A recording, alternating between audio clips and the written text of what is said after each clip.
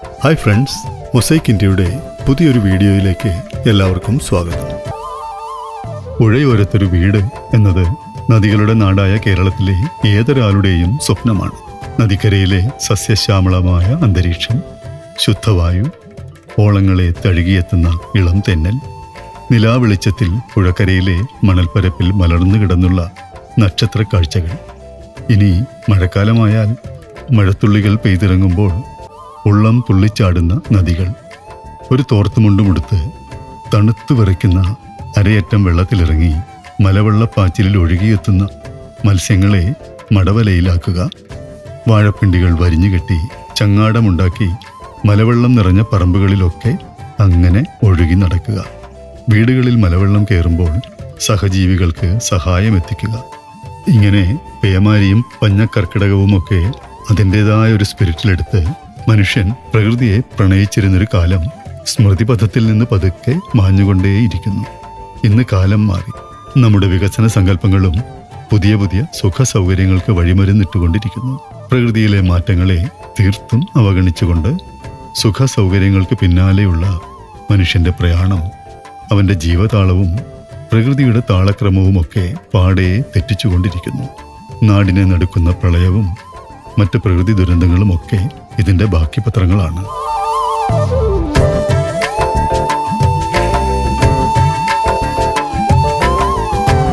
ഇനി നമുക്ക് കാര്യത്തിലേക്ക് കടക്കാം. മഴക്കാലമായാൽ താഴ്ന്ന പ്രദേശങ്ങളിൽ എന്നല്ല, സാമാന്യം ഉയർന്ന ഇടങ്ങളിൽ പോലും വെള്ളക്കെട്ടുകൾ രൂപപ്പെടുന്ന സ്ഥിതിവിശേഷമാണിന്ന് കേരളത്തിന്റെ പല ഭാഗങ്ങളിൽ. ദിവസങ്ങളോളം വെള്ളക്കെട്ടിൽ പെട്ടുപോകുന്ന വീടുകൾ നമുക്ക് കാണാനാവും.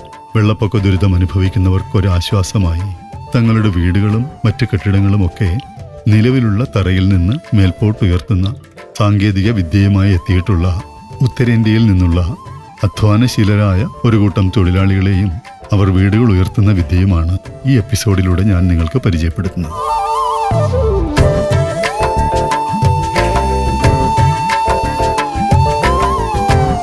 വീടുകളുടെ ഭിത്തികൾക്ക് അടിവശം മുറിച്ചു മാറ്റി അവിടെ ജാക്കികൾ വെച്ച് എത്ര വലിപ്പമുള്ള കെട്ടിടമായാലും സുരക്ഷിതമായി അത് ഉയർത്തുകയാണ് ഇവരുടെ ദൗത്യം. കെട്ടിടത്തിന്റെ ഭിത്തികൾക്ക് ഇരുവശത്തുമുള്ള തറ 2 അടി ആഴത്തിൽ കുഴിക്കുന്നു. തറയും ഭിത്തിയും ചേരുന്ന ഭാഗത്ത് ജാക്കികൾ വയ്ക്കുവാൻ ഇടമുണ്ടാക്കുകയാണ് ഇതുകൊണ്ട് ഉദ്ദേശിക്കുന്നത്. കെട്ടിടത്തിന്റെ അടിത്തറ നിൽക്കുന്നത് ഒരു കോൺക്രീറ്റ് ബെൽറ്റിലോ ബീമിലോ ആയിരിക്കുമല്ലോ. ഇതിനു മുകളിലാണ് ജാക്കി ഉറപ്പിക്കുക. ഇനി പഴയ കെട്ടിടത്തിന് കോൺക്രീറ്റ് ബെൽറ്റ് ഇല്ലെങ്കിൽ പുതുതായി ഒരു കോൺക്രീറ്റ് ബെൽറ്റ് നിർമ്മിച്ച് അതിന്മേലാവും ജാക്കി ഉറപ്പിച്ച് കെട്ടിടം ഉയർത്തുക. ഇതിനല്പം ചിലവ് കൂടുമെന്ന് മാത്രം. ഇനി ജാക്കി ഉറപ്പിക്കുന്ന രീതി എങ്ങനെയെന്ന് നോക്കാം. നീളമുള്ളൊരു സി ചാനലിനകത്ത് സിമന്റ് മിശ്രിതം നിറച്ച് അത് ഭിത്തിയുടെ താഴെ ഉറപ്പിച്ചതിന് ശേഷം തറയിൽ സ്ഥാപിച്ചിരിക്കുന്ന ജാക്കി ഈ സി ചാനലിന് അടിവശത്തായി ഉറപ്പിക്കുന്നു. കെട്ടിടത്തിന്റെ വലിപ്പത്തിനനുസരിച്ച് ഉയർത്താൻ ഉപയോഗിക്കേണ്ട ജാക്കികളുടെ എണ്ണത്തിലും വർധനവുണ്ടാകും.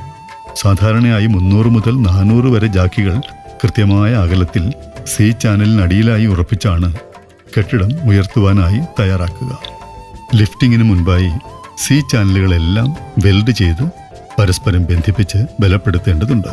പിന്നീട് വാട്ടർ ലെവൽ അടയാളപ്പെടുത്തിയ ശേഷമാവും മുൻകൂട്ടി നിശ്ചയിച്ച ദിവസം കൂടുതൽ തൊഴിലാളികൾ എത്തി ലിഫ്റ്റിംഗ് ജോലി തുടങ്ങുക. वाटर लेवल है मकान का, ये अभी 0-0 लेवल है. लास्ट में आपको यही लेवल 0-0 मिलेगा सर. ये आपको पूरा मकान में आउटर में पूरा लगा हुआ है. कैसे आप चेक कर रहे हैं? ये वाटर लेवल चेक करेंगे सर. Water level. हाँ. लिफ्टिंग के बाद में कैसा करेगा चेकिंग? ये सर हम हर एक लिफ्टिंग के एंड में लास्ट में जैसे हमारा 1 फुट हो जाएगा तो उस समय एक बार हम चेक कर लेंगे जो हमारा किधर ऑफ है किधर डाउन है. फिर अगले लिफ्टिंग उस हिसाब से हम मैनेज करेंगे. സാധാരണയായി ഒരു തൊഴിലാളി 7 മുതൽ 10 വരെ ജാക്കികളാണ് കൈകാര്യം ചെയ്യുക. എല്ലാ തൊഴിലിനും എന്ന പോലെ പ്രത്യേക പൂജയ്ക്കും പ്രാർത്ഥനയ്ക്കും ശേഷമാണ് ഇവർ ലിഫ്റ്റിംഗ് ജോലി തുടങ്ങുക. ശക്തിയുടെയും യുക്തിയുടെയും പ്രതീകമായ ആഞ്ജനേയനെ വണങ്ങി ജയ് ഹനുമാൻജി എന്നുച്ചത്തിൽ വിളിച്ച് പ്രാർത്ഥിച്ചുകൊണ്ട് നമ്പർ 1 എന്ന് പറയുന്നതോടെ ലിഫ്റ്റിംഗ് ജോലി തുടങ്ങുകയായി. അങ്ങനെ 1 മുതൽ 120 വരെ എണ്ണിക്കഴിയുമ്പോഴേക്കും കെട്ടിടം തറയിൽ നിന്ന് 4 ഇഞ്ച് ഉയർന്നു കഴിയും. അതിനുശേഷം ജാക്കികൾ ഓരോന്നായി താഴ്ത്തി അവയ്ക്ക് മുകളിൽ 4 ഇഞ്ച് ഘനമുള്ള ചതുരാകൃതിയിലുള്ള മരക്കട്ടകൾ ഉറപ്പിച്ചാവും അടുത്ത 4 ഇഞ്ച് ഉയർത്തുക. ഇങ്ങനെ രാവിലെ 8 മണിക്ക് തുടങ്ങുന്ന ലിഫ്റ്റിംഗ് ജോലി വൈകുന്നേരം 5 മണിയോടടുപ്പിച്ചാവുമ്പോഴേക്കും കെട്ടിടം ഒരടി ഉയർത്താനാവും. പിന്നീടുള്ള 3-4 ദിവസങ്ങളിലായി ഉയർത്തിയ ഒരടി ഭാഗത്ത് സിമന്റ് ബ്ലോക്കുകൾ കെട്ടി ഉറപ്പിക്കുന്നു. പിന്നീട് അതിനു മുകളിലാവും അടുത്ത ഒരടി ഉയർത്തുവാനായി ജാക്കികൾ സ്ഥാപിക്കുക. मेरा नाम यश पाल राणा है। मैं हरियाणा से बिलोंग करता हूँ। इस बिल्डिंग को हमने 6 फीट उठाया और 70 डेज के आसपास इसको हम अपना काम हमारा अवर हो जाएगा। उसके बाद क्या करते हैं, हमारा काम का टेक्निक क्या है सर, इसका जो TDBD engineers private limited company है, इसका जो MD है, MD एक सुशील सिसोदिया जी है और एक प्रदीप सिसोदिया जी है। तो इन्होंने ही एक इस टेक्निक को नवजात किया है।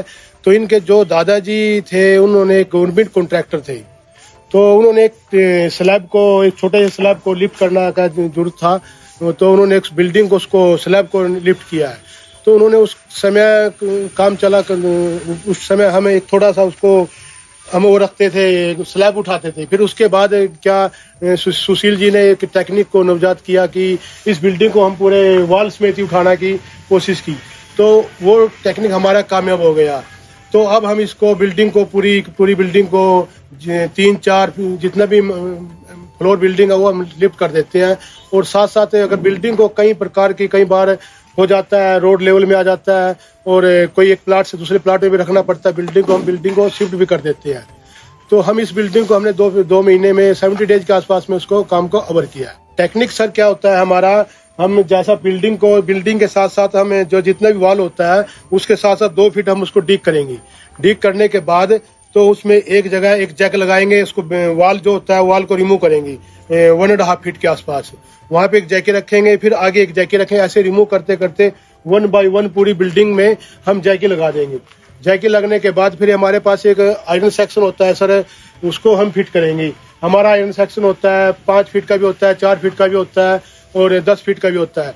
तो वो फिट करने के बाद उसमें जहाँ पे हमारा उसका जोड़ समझते यानी उसका कॉर्नर होता है उसको हम वेल्ड करेंगे।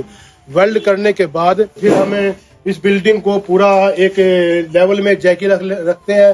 तो जैकी को हम रिमूव करते हैं। रिमूव कैसे करेंगे, एक जैकी पे हमारा एक वर्कर जो होता है वो 10 से 5 या 7 या 8 जो सेटिंग के हिसाब से वो जैकी एक टाइम में रिमूव कर सकता है। तो हम जैकी को सभी रिमूव करेंगे और नंबर से रिमूव करते हैं सर। जैसा कि 1 नंबर बोलते हैं तो वो सभी एक ही नंबर लगाएंगे, 2 नंबर बोलेंगे तो 2 नंबर लगाएंगे। उसके बाद क्या होता है सर, हमारा जो जैकी होता है उस पे एक हमारा मार्क होता है, उस पे हमारा 12 नंबर में ऑटोमेटिक वो निशान पे निशान आ जाता है। तो उसके बाद जैसे कि हमने उसको पहले हमारा एक वुड ब्लॉक होता है, उसको हम गुटका बोलते हैं, वुड ब्लॉक होता है, उसको हम सर उसको लगाएंगे। लगाने के बाद फिर उसको आगे फिर 108 नंबर चलाएंगे, फिर आगे 108 नंबर चलाएंगे सर। ऐसे करते करते हम एक दिन में 1 फीट लिफ्ट करते हैं। 1 फीट लिफ्ट करने के बाद फिर हम क्या करते हैं सर, उसका एक ब्रिक वर्क करना पड़ता है। पूरी बिल्डिंग जो वॉल के नीचे, बिल्डिंग के नीचे पूरा वॉल के नीचे जैसे हमारा ऊपर आ जाता है, तो हमारा जो ब्रिक वर्क होता है वो जैसे हमने 1 फीट इधर लिफ्ट किया है सर, तो इसमें हमें यहाँ पे ब्रिक वर्क करेंगे तो जैकी हमारा फिर ऊपर आ जाएगा, इधर आ जाएगा। फिर नेक्स्ट डे 4 और 5 डेज के बाद फिर हम जैकी ऊपर लगाएंगे, फिर हम उसको लिफ्ट करेंगे। ऐसा 1 बाय 1 इसमें हमारा कम से कम 6 फीट का हमारे इसमें 2 मंथ के आसपास का टाइम लगता है सर। उसके बाद कितने फीट तक लिफ्ट कर सकते हैं सर, हमने इस बिल्डिंग को हमने 6 फीट लिफ्ट किया है। उसके बाद वैसे कम से कम हमने 13 फीट लिफ्ट किया है। उसमें क्या है, उसमें ओनर ने बोला था एक स्टील पार्किंग डालने के लिए, नया पार्किंग डालने के लिए नीचे स्टील पार्किंग डाला है और ऊपर एक हमारा रूफ हो गया, नया रूफ हो गया।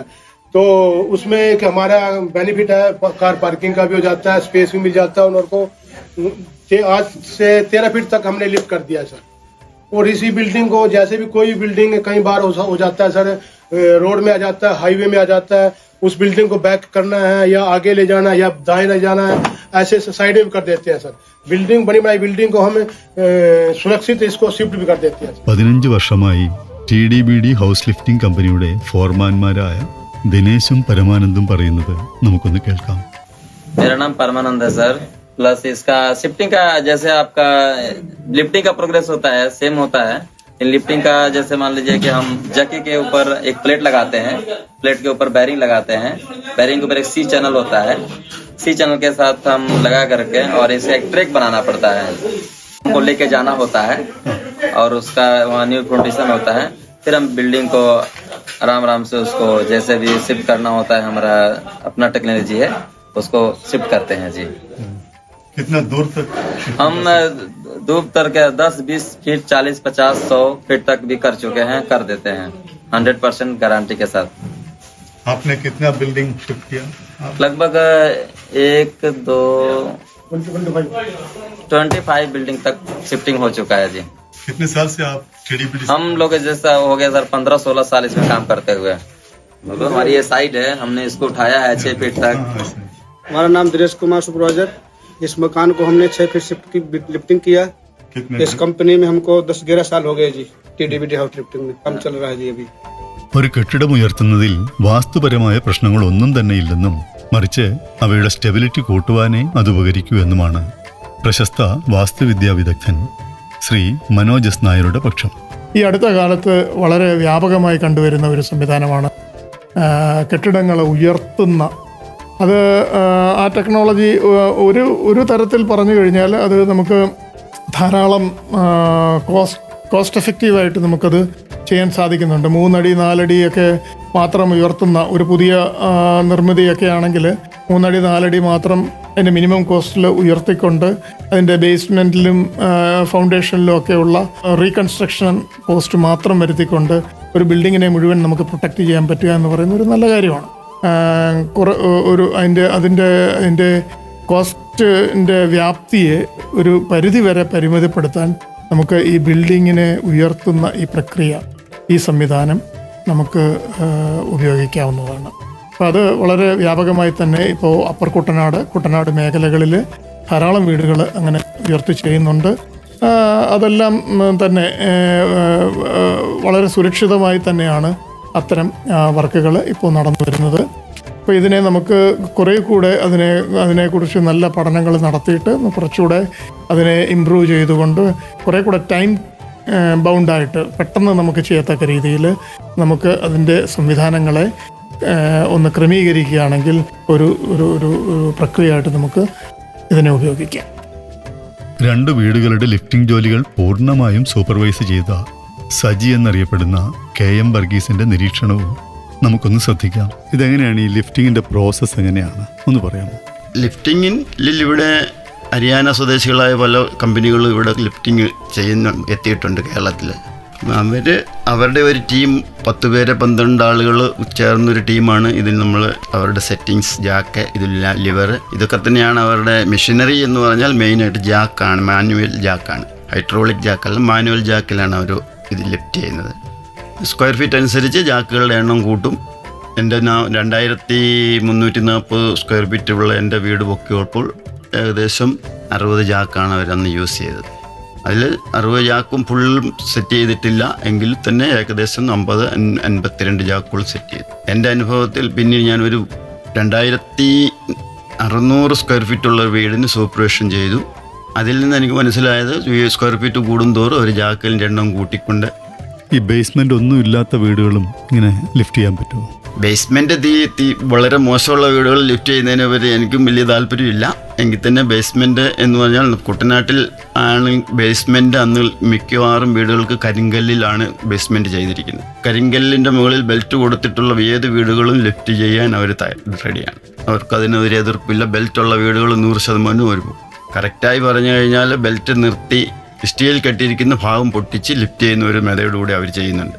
അതെങ്ങനെയാണ്? പ്രത്യേകിച്ചെന്ന് പറഞ്ഞാൽ ഇഷ്ടിക പൊട്ടിച്ച് ചെയ്താൽ അതിന് ചാനൽ എന്ന് പറഞ്ഞാൽ C ചാനൽ എന്നാണ് ഇവിടെ നമ്മുടെ നാട്ടിൽ പറയുന്നത്. ചാനൽ യൂസ് ചെയ്ത് ചാനലിനോടുകൂടി ചാനലിലാണ് ജാക്ക് ഹോൾഡ് ചെയ്യുന്നത്. ചാനൽ കൊടുത്തതിന് ശേഷമാണ് ബെൽറ്റ് പൊക്കുമ്പോൾ അവർ ഡയറക്റ്റ് അവരുടെ വുഡൻ പീസുകളോ വുഡൻ ബ്ലോക്ക് ഉണ്ട് അവർക്ക്, ചെറിയ സ്ക്വയർ, അതിലാണ് അത് ജാക്കിന് ഹൈറ്റ് കൊടുത്തു പോവുകയാണ്. ബെൽറ്റോട് ചേർത്ത് പൊക്കുന്നതിനും ചാനലുകൾ യൂസ് ചെയ്യാറില്ല. ഭിത്തിക്ക് എന്തെങ്കിലും ബലക്ഷയമോ വല്ലതും ഇതുണ്ടെങ്കിൽ മാത്രമേ അവർ ഈ ചാനൽ കൊടുത്ത് കണ്ടിട്ടുള്ളൂ. പിന്നെ ജനലുകളെല്ലാം 100% പാളികൾ അഴിച്ചതിന് ശേഷം കട്ട കൊണ്ട് ബ്ലോക്ക് ചെയ്യുന്ന രീതിയാണ് ഇത് ചെയ്തിട്ടുള്ളത്. പണിയുടെ എളുപ്പത്തിന് തടി കൊണ്ട് വുഡ് സപ്പോർട്ട് ചെയ്യുന്ന ഭാവം ഞാൻ കണ്ടിട്ടുണ്ട്. അതത്ര സുരക്ഷിതം അല്ലെങ്കിലും കട്ട തന്നെ ഫില്ല് ചെയ്ത് കൊടുക്കുന്നതാണ് അതിൻ്റെ കറക്റ്റ് രീതി. അപ്പോൾ ജനലിൽ ലോഡ് വരാതെ ഒരേപോലെ ഫുൾ ഭിത്തിയിൽ ലോഡ് വന്ന് കയറും. അഡീഷണലായിട്ട് ഞാൻ കണ്ടത് പഴയ രീതിയിൽ പണിത വീടുകളാണെന്നുണ്ടെങ്കിൽ വാൾ ഭിത്തികൾ കാണും. ആ ഭിത്തികൾക്ക് നെറ്റടിച്ച് പ്ലാസ്റ്റർ ചെയ്തിട്ടുള്ളതാണ്, അതിന് ബലമില്ല. അതിനും അവർ കട്ടകൾ അടുക്കിയതിന് ശേഷമാണ് ലിഫ്റ്റ് ചെയ്യുന്നത്. ഇതിൽ എന്തൊക്കെയാണ് റിസ്ക് ഉള്ളത്? കുട്ടനാട്ടിലെ വീടുകൾ ഇരുത്തി തുടങ്ങിയാൽ 3 അടി വരെയും ചരിഞ്ഞ് കിടക്കുന്ന വീടുകളുണ്ട്.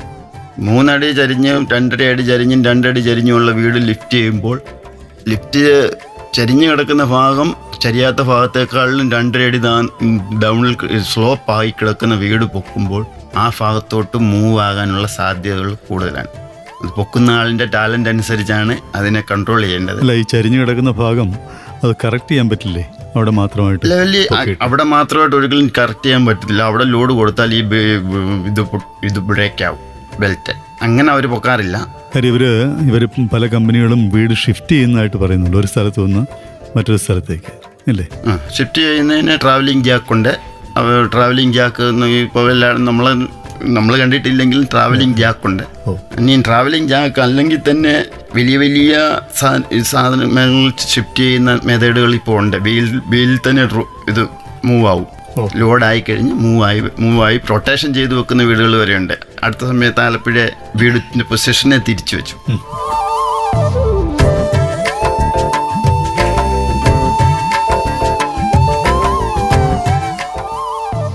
വെള്ളപ്പൊക്ക ദുരിതത്തിൽ നിന്ന് ആശ്വാസം സാധ്യമാക്കുവാനായി ഉത്തരേന്ത്യൻ സംസ്ഥാനങ്ങളിൽ നിന്ന് കേരളക്കരയിലെത്തിയിട്ടുള്ള അധ്വാനശീലരായ ഈ തൊഴിലാളികൾക്ക് നന്ദിയും എല്ലാ നന്മകളും നേർന്നുകൊണ്ട് മൊസൈക്ക് ഇന്ത്യയുടെ ഈ വീഡിയോ ഇവിടെ അവസാനിപ്പിക്കട്ടെ.